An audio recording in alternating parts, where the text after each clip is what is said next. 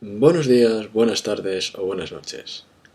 Hoy en nuestro videoprograma vamos a continuar con los temas de la psicología transpersonal, de las terapias transpersonales. Hoy vamos a hablar sobre un tema específico, el de las constelaciones familiares. Y vamos a empezar diciendo la definición sobre este tema. ¿Qué son las constelaciones familiares? Pues las constelaciones familiares son un tipo de terapia sistémica familiar, desarrollada por Bert Hellinger. Una terapia que se enfoca en los conflictos psicológicos originados en nuestra historia y relaciones familiares. El método se fundamenta en trabajar en un grupo en el que cada persona representa a un miembro de la familia de quien está constelando. También puede trabajarse en sesiones individuales valiéndose de objetos como papeles, muñecos o fotos, que representarán a los miembros familiares. El alcance del trabajo no solo se limita a la persona que ha hecho su constelación, sino también a su sistema familiar, ya que cuando un elemento del sistema se mueve, todos se recolocan a su vez, encontrando un mejor equilibrio. Por lo tanto, las constelaciones familiares es como representar una obra de teatro con los personajes encarnados, pues uno como la madre, otro como el padre, otro como el hermano, otro como el hijo, y se van moviendo mientras se van moviendo se va recolocando pues la historia familiar, ¿no? Los miembros de la familia. Pero ¿quién es el que desarrolló? ¿Quién es Bert Hellinger? Bueno, pues Bert Hellinger nació en Alemania en 1925.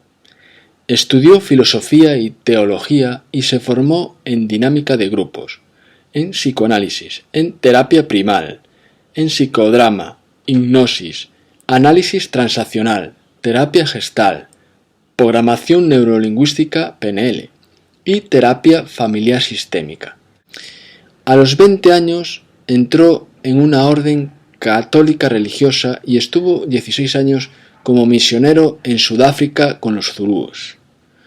Después de 25 años dejó el sacerdocio a partir de una pregunta que le formuló un sacerdote.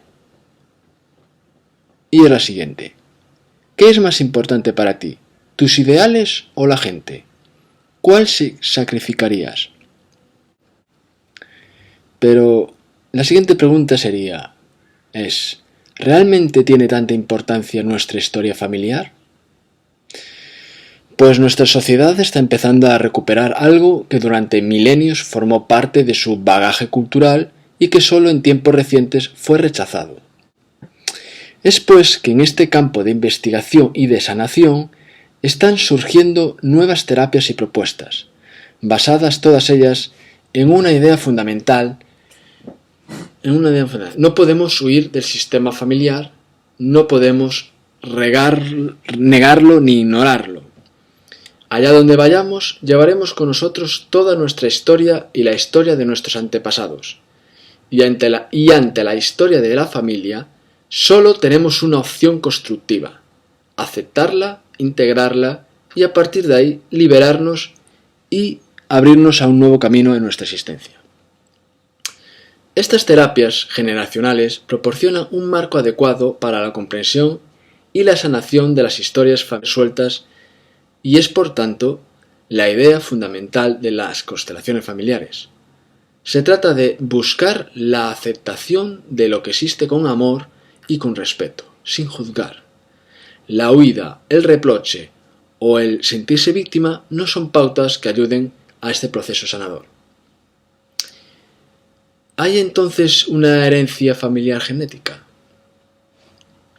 Pues una de las principales aportaciones de este enfoque generacional consiste en la comprobación de que existe un inconsciente familiar, algo que viene a sumarse a la propia experiencia, tanto social como individual del ser humano. Podríamos decir que la familia actúa condicionándonos, pero no dirigiéndonos rotundamente. Parece ser que el niño, desde que está desarrollándose en el vientre materno, empieza a percibir información y sensaciones de los miembros de la familia. Es la llamada transmisión genética. Los abuelos, los padres, los tíos e incluso los hermanos mayores ya nacidos proyectan sobre él sus deseos, sus anhelos y sus historias no resueltas. Toda esta teoría transgeneracional se apoya en la idea de que existe una transmisión genética de la historia familiar que tiene un impacto decisivo sobre cada persona. Finalmente, podríamos afirmar que heredamos los conflictos familiares no resueltos.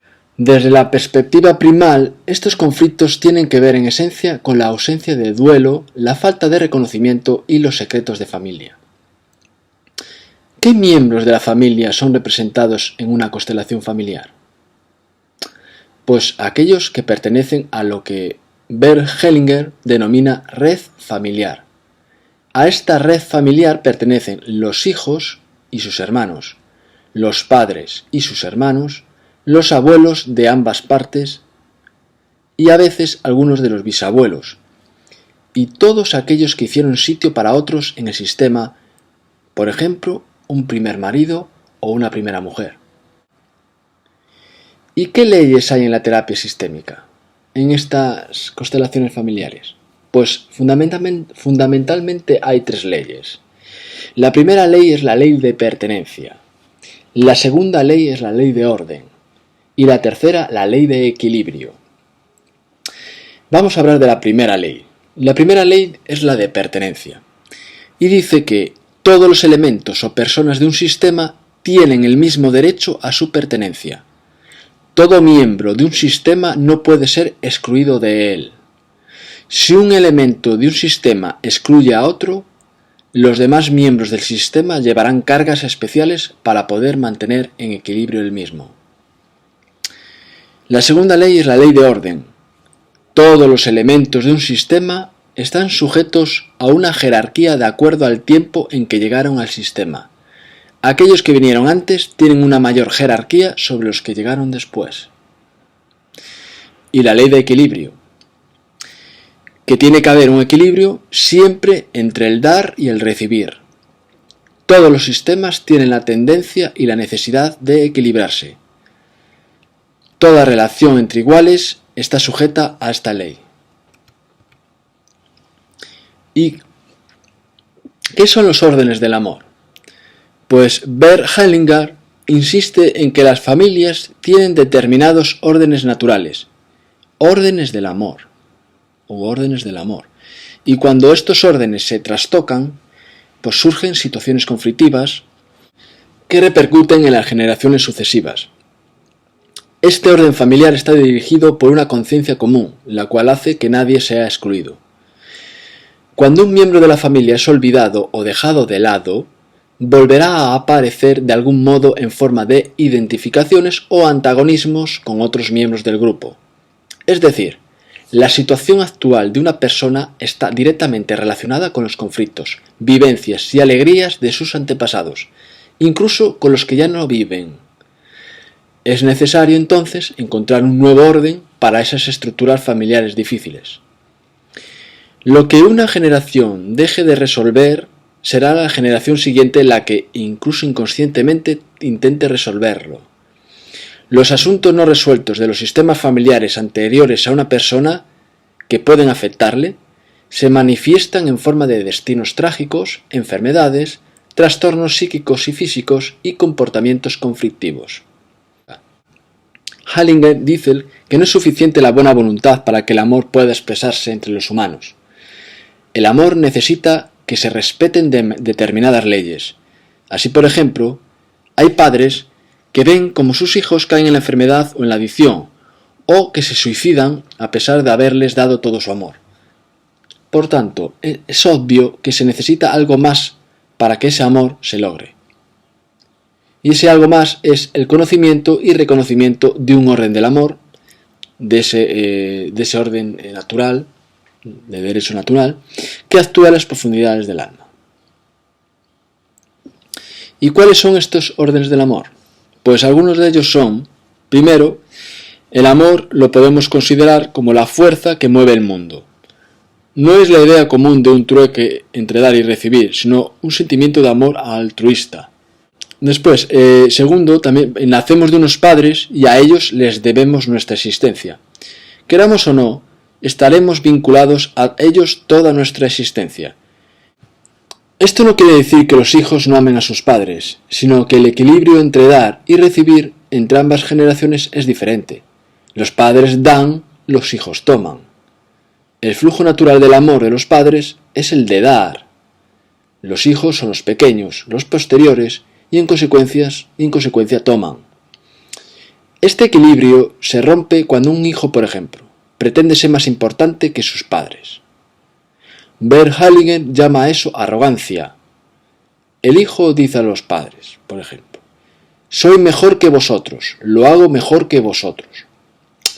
Lo cierto es que aunque el hijo llegue más lejos que los padres, esto no hace al hijo más grande que a sus padres, y continuará siendo tributario de ellos.